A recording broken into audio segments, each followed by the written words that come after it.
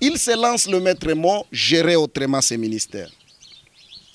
Gérer autrement, c'est une vision, c'est toute une vision. Lorsqu'il arrive, il trouve que le ministère était géré autrement.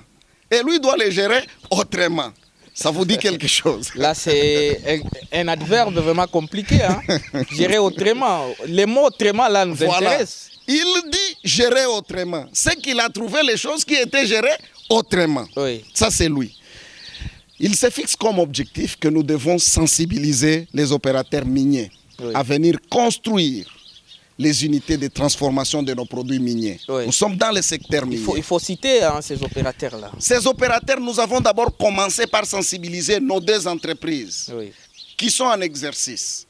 Et la 3e entreprise qui est dans la recherche et dans l'exploration. Je parle ici de Crown Mining, je parle ici de MMR et je vous parle aussi de Mahania SARL. Qui est encore en prospection. Vous comprenez? On s'est dit, ces gens doivent venir construire les unités de transformation pour que notre province commence à transférer les minéraux avec une certaine valeur ajoutée. Il ne s'arrête pas là-bas. Il se lance dans la recherche des investisseurs. Il fait venir sur la terre de ses ancêtres ici, Global SK. Vous connaissez Global SK? Qui est une grande entreprise. Une grande entreprise internationalement. Qui aujourd'hui fait parler d'elle, cette entreprise, dans le Lualaba, dans le Haut-Katanga, à Kinshasa, Côte d'Ivoire. À Kolwezi, ils ont la sous-dénomination de Congo Invest. Vous comprenez? Ils ont foulé leurs pieds ici. Dans le cadre de sensibiliser ces opérateurs afin de nous construire des unités de transformation. Global SK accepte de nous faire des projets. À Luena, une petite fonderie pour la cassiterite. Qu'est-ce que vous appelez fonderie parce qu'il y a les téléspectateurs? C'est une petite usine de transformation de nos minéraux, que ça ne puisse plus commencer à quitter à l'état brut, que ça puisse commencer à quitter déjà travailler. Bon, vous permettrez le terme, je ne suis pas du domaine. Vous n'êtes pas géologue? Je ne suis pas géologue ou ingénieur, métallurgiste. Donc, on nous amène ces gens-là quelque chose qui est déjà travaillé. Une fonderie. Nous discutons avec ces gens, nous nous mettons d'accord. Pour la 2e unité, ils acceptent de nous faire une raffinerie de l'or à Kamina. À Kamina et à Luena. Ces gens nous posent des conditions. Nous discutons au ministère. Ils nous posent des conditions. Mais comme l'énergie. Au-delà de l'énergie, il y a les routes. Mais ils nous disent que l'évacuation ne va pas poser le problème. Mais ils ont juste besoin d'une garantie. Qu'est-ce que vous appelez garantie? Vous savez, ce qui relève de la sûreté de l'État, lorsque vous devez, par exemple, les gens doivent vous faire des routes. Parce qu'au-delà de la fonderie, ils accepteraient de nous faire des routes avec leurs moyens. Pour le transport de ces minéraux. Pour le transport de ces minéraux. Mais ils ont besoin d'une garantie que la province aille à partir de Kinshasa. Il y a la sûreté il y a un terme qui m'échappe un peu. Donc l'État prend en charge de garantir à cette entreprise que faites ce travail-là. Au cas où la province pourrait faillir à payer, nous allons payer. Il y a le terme, ça va venir. Ce qu'on appelle en termes vulgaires les taxes d'entrée. Nous nous sommes mis d'accord avec ESCA. Et le dossier a été déposé au gouvernement. Au moment où nous vous parlons, nous avons le plaisir de vous annoncer que ce dossier est sur la table du gouverneur. Advienne que pourra, si on va les considérer ou si on ne va pas les considérer. Mais si on les considère... Avec les numéros de contact, tout et tout. Je vous dis que nous sommes des gens civilisés. Nous avons fait une passation pacifique et civilisée. Je vous ai raconté comment nous sommes arrivés au ministère. Nous sommes arrivés au ministère sans repère. Mais nous, lorsque nous quittons, nous avons la fierté de vous annoncer que nous avons fait ça, ça, ça, ça et ça. Allez vérifier.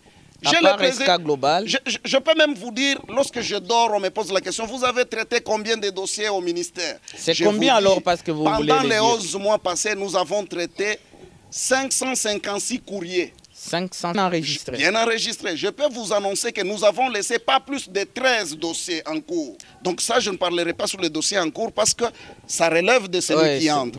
Donc, vous êtes tenu au secret professionnel. Je suis tenu au secret professionnel. Donc sur l'aspect des Global SK, nous avons fait venir, à part Global, nous avons fait venir aussi Mahania qui est réel. déjà là, Oui. mais que nous avons sensibilisé pour qu'elle puisse, cette société-là, faire les unités de transformation. Oui. Nous avons fait venir d'Agril.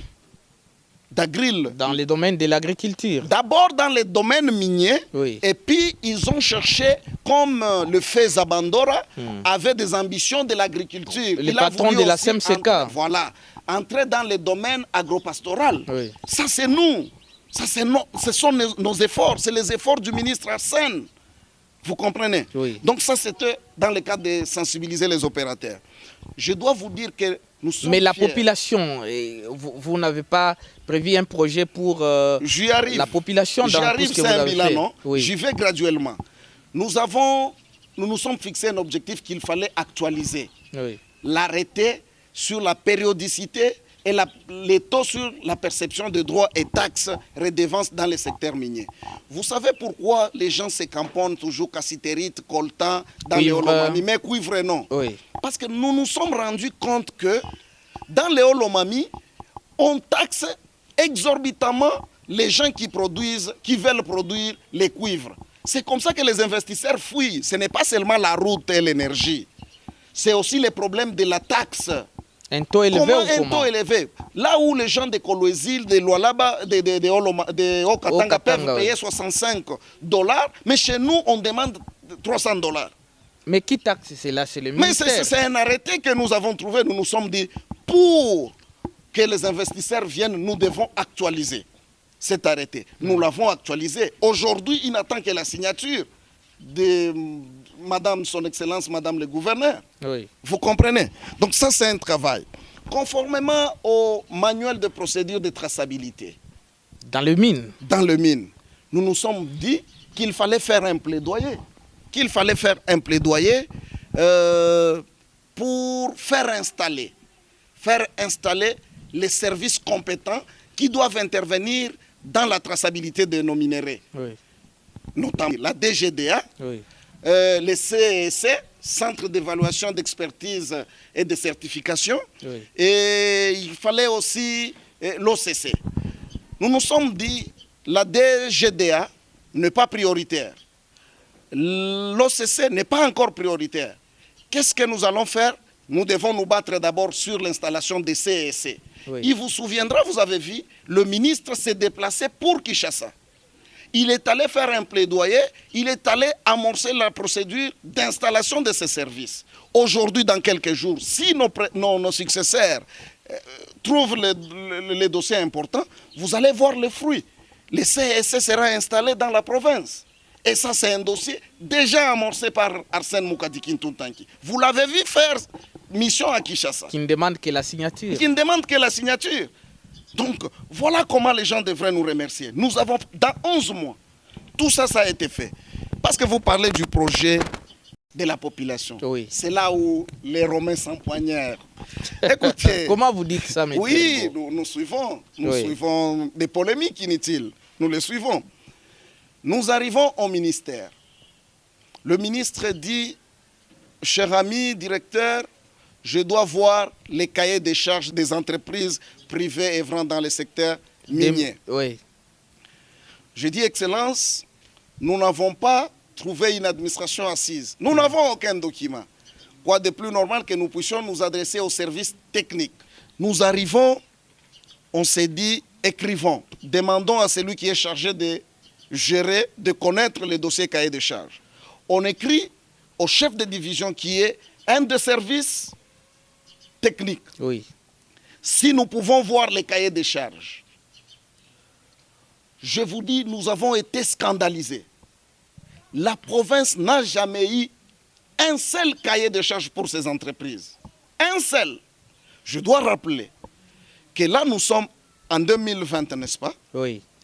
Ces entreprises exercent, œuvrent dans le Haut-Lomami pour l'une depuis 2009. Et pour Pour l'autre depuis 2012. Oui. Et le code minier a été changé, renforcé en 2018. Oui. Si nous ne prenons que 2018 en 2020, vous comprenez que en 2021, voulais-je dire, qu'il n'y avait pas de bonne volonté.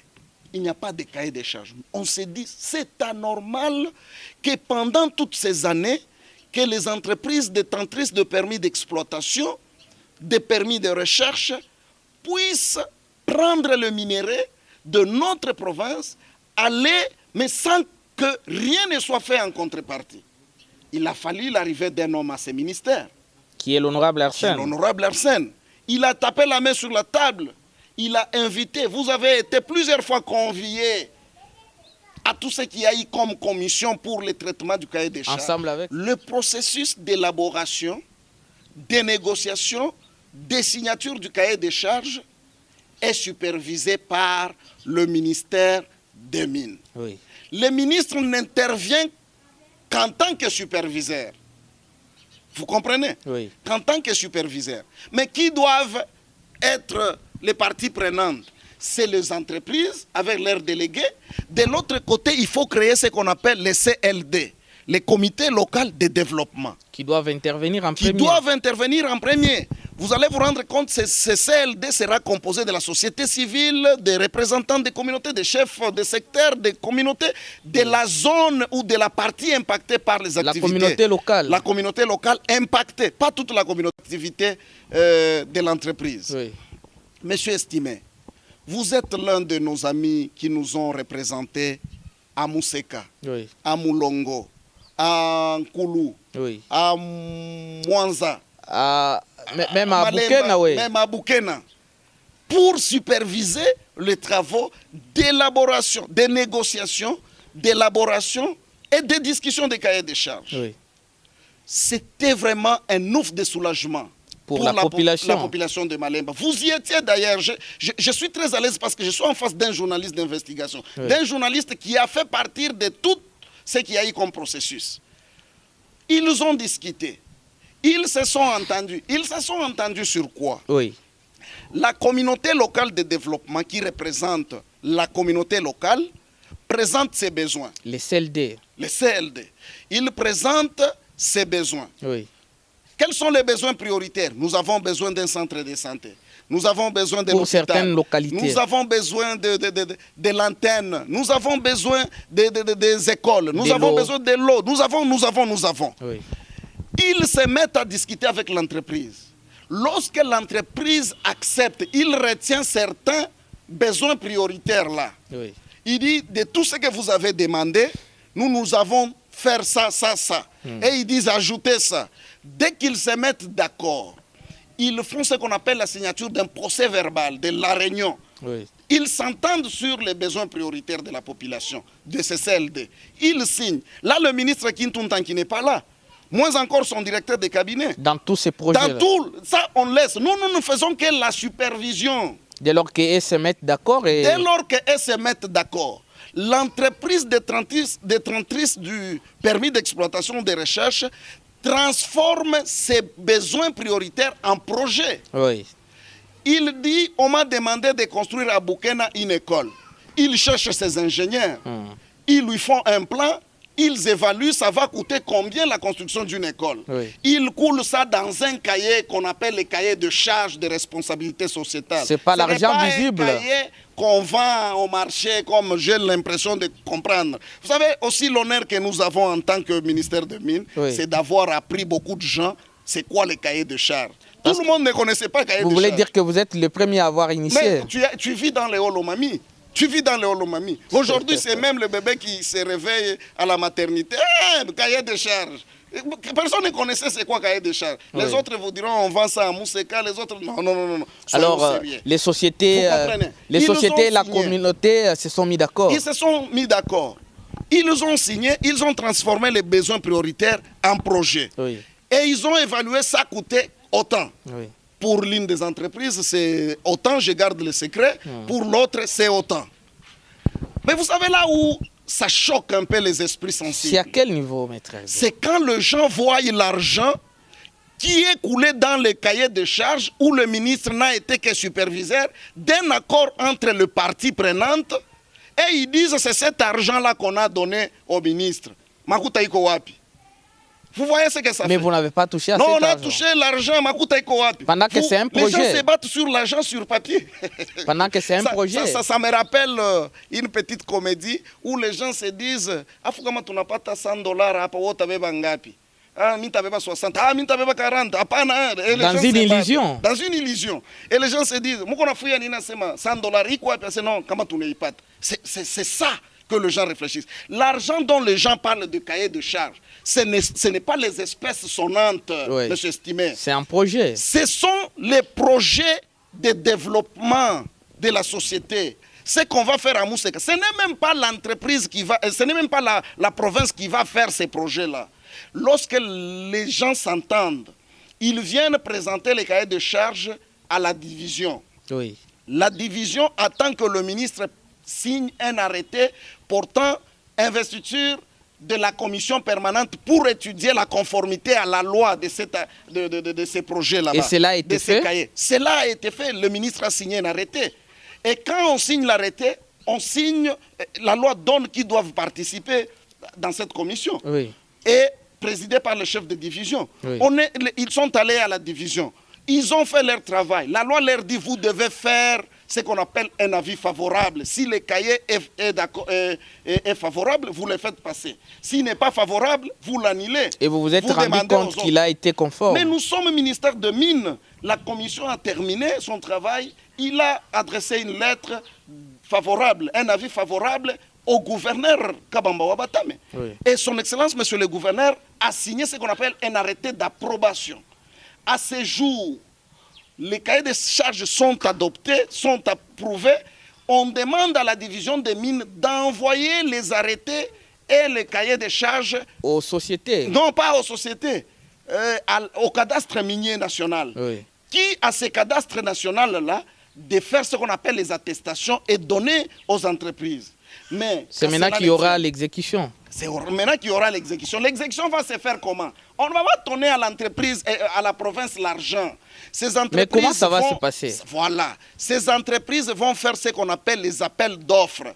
Il y aura des soumissionnaires. Il y aura passation de marché. Au lieu de chercher l'argent qui est sur cahier là-bas, comme les gens veulent nous salir, vous devez soumettre vos dossiers d'entreprise de construction chez MMR, chez Crown. Un appel d'offres. Pour que vous soyez des soumissionnaires une fois que l'appel d'offres. Oui. C'est Crown, c'est MMR qui va vous donner cet argent pour construire à Malemba. Ce qui n'avait jamais été construit. Maître Rigaud, soyez à l'aise. Vous comprenez? Soyez à l'aise, vous dites que cela n'a jamais été votre cas pour avoir touché l'argent. Et vous dites là que c'est encore un projet.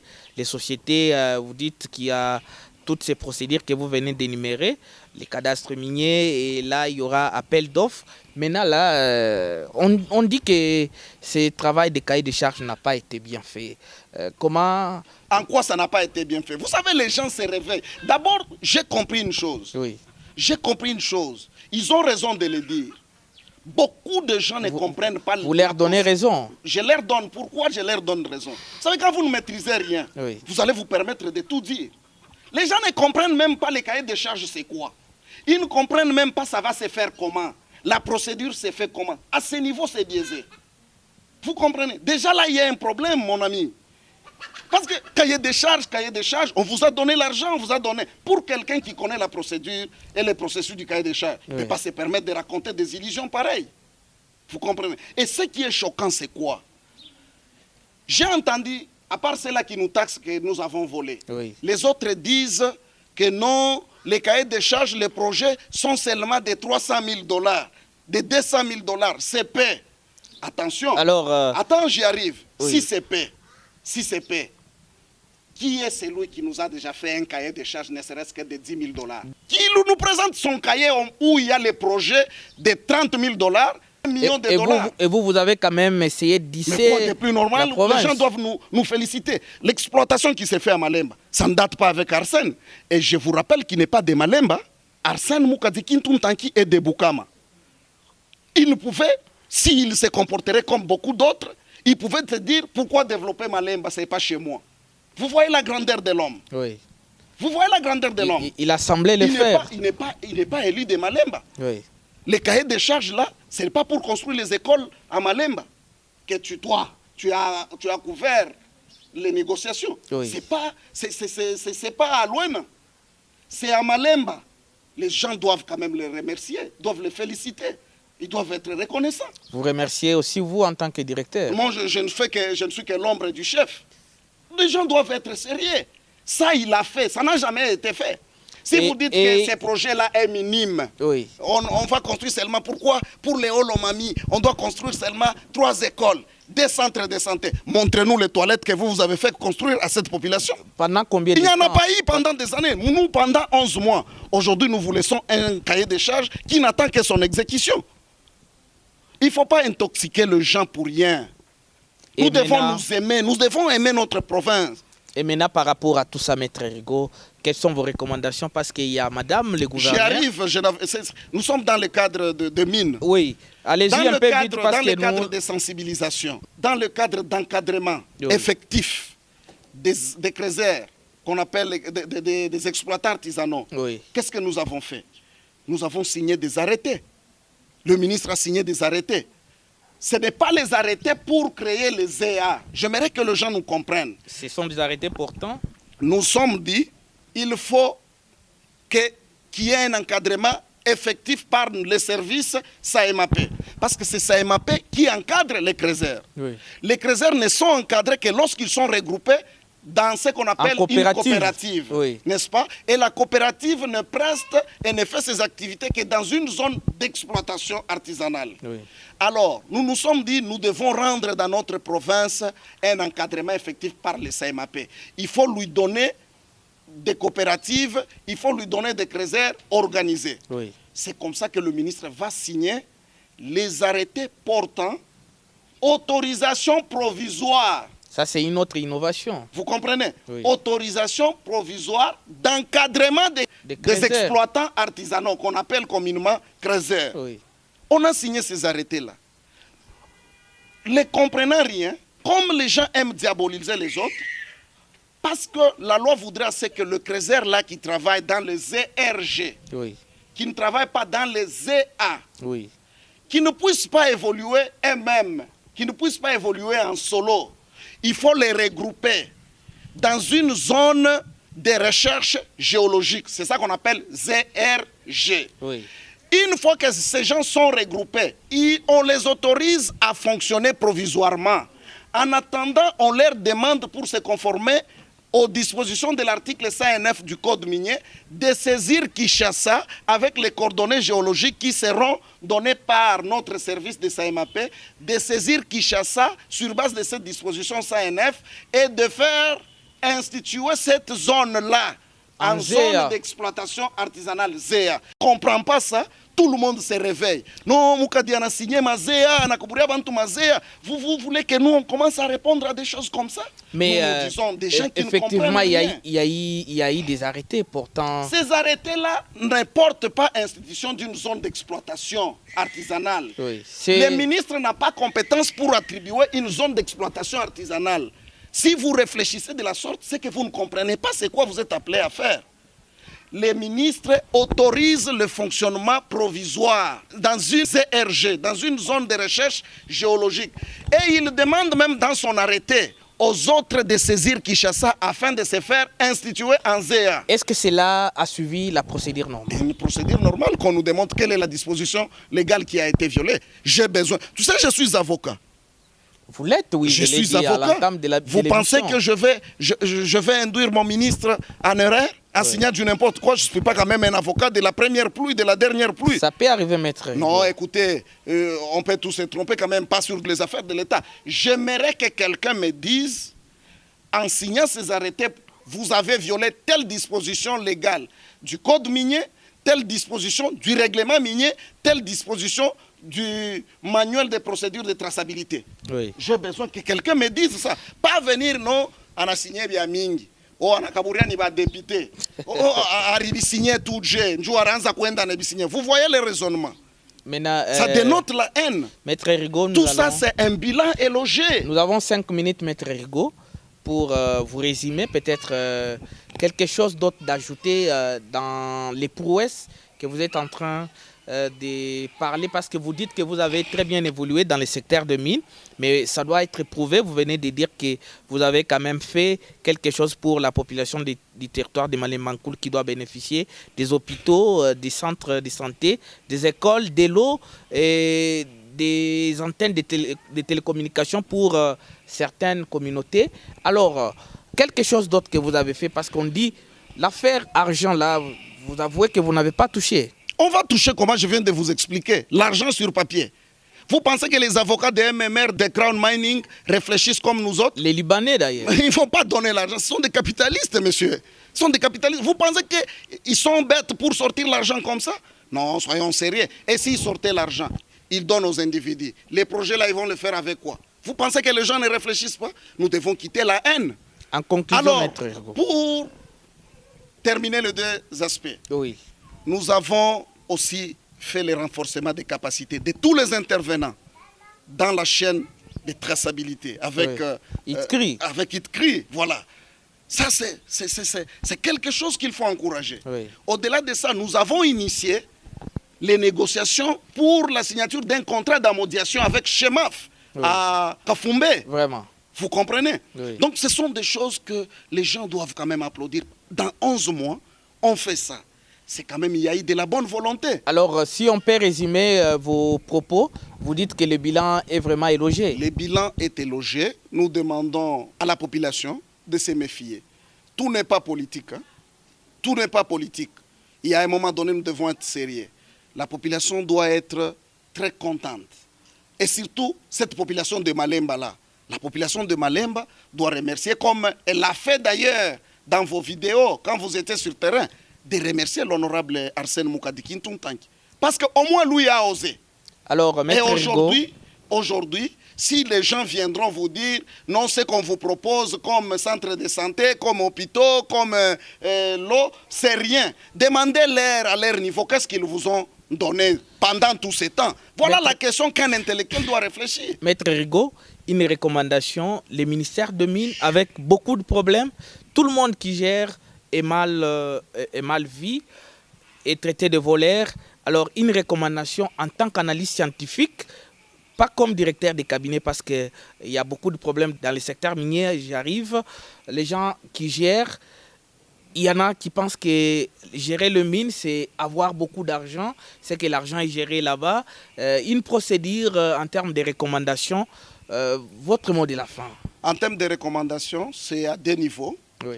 Premièrement, au ministre, son Excellence honorable Héritier Katandoula, Le nouveau ministre. le nouveau ministre qui vient de nous remplacer, qui doit avoir les nerfs solides, Oui. qui doit fermer les oreilles, qui ne doit pas écouter les gens. Je sais que dans peu de temps, on va essayer de les décourager comme on le fait avec nous, comme on l'a fait avec nous. Il doit rester serein. Il doit voir le travail. Il doit avoir cap vers le changement. S'il se permet d'écouter tout ce qu'on lui dit, en tout cas, il viendra un jour commencer aussi... Collaborer avec ses services. Il doit collaborer avec ses services et être un homme de principe et de rigueur. Ce secteur, c'est un secteur porteur de problèmes. À Madame le gouverneur, Oui. de comprendre Elle que... qui est la patronne de la province. Elle qui est la patronne, de comprendre que toutes les actions qui ont été menées pour l'intérêt de la province ne seront pas que de mauvaises actions. D'en bénéficier et d'en faire bénéficier à la population. De continuer ce qu'on a laissé. Si elle trouve que ça a été fait dans l'intérêt de la population, de continuer. Les cahiers de charges, aujourd'hui, on doit mettre ce qu'on appelle les CLS, les comités locaux de suivi. Oui. C'est ces comités locaux de suivi qui viendra. Si on trouve que ce n'est pas suffisant, on n'a pas dit que c'est énorme, c'est suffisant. Si le cahier de charges n'est pas à la hauteur, les comités locaux de suivi pourra proposer un avenant, retourner les entreprises, les parties prenantes à la négociation, pas pour changer les cahiers, pour ajouter ce qui manquait. Donc, deuxièmement, l'autorité provinciale doit comprendre que le secteur minier, aujourd'hui, c'est un secteur où nous devons être regardants. Regardants parce que, d'abord, premièrement, c'est un secteur qui va donner beaucoup d'argent. En termes d'assignation budgétaire, c'est le premier ministère. Oui. Alors, elle doit être regardante sur ce coin-là. Et aussi, elle doit comprendre que c'est un ministère où nous devons mettre toutes les énergies possibles parce que c'est avec ces ministères que nous allons faire décoller la province. Mais aussi, on ne doit pas évoluer seulement avec les mêmes investisseurs. Les gens fouillent à Kolwezi. Tout ce qu'ils ont fait là-bas, ça commence à s'épuiser. Tout ce qu'ils cherchaient là-bas. Et ils commencent à venir vers les Olomami et les Tanganyika. Donc c'est un ministère pour lequel nous ne devons pas être négligents. Donc à elle de prendre ses responsabilités, de bien gérer comme son prédécesseur ou plus que son prédécesseur. Et ça sera le Olomami qui va gagner. De ne pas écouter les gens qui sont là pour décourager, pour insulter, pour faire quoi que ce soit, se mettre au travail. Vous êtes en train de comprendre que nous avons terminé cette émission Charpente politique avec Maître Rigo Maccabi qui était notre invité. Justement, il a eu à décortiquer certains points essentiels. Il a parlé notamment du bilan dans le secteur du tourisme. À faire 50 millions, ils ont touché à l'argent, mais l'argent, vous l'avez compris, l'argent a été utilisé bel et bien dans l'affaire de l'État.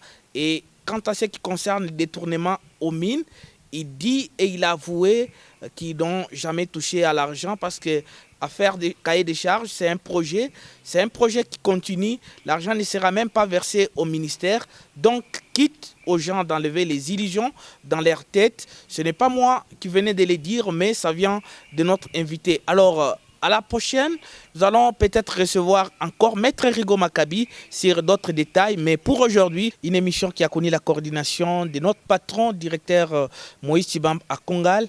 Merci à la programmation d'Edgar Kungu. Merci à la réalisation de notre cher ami Patrick Nkoulou.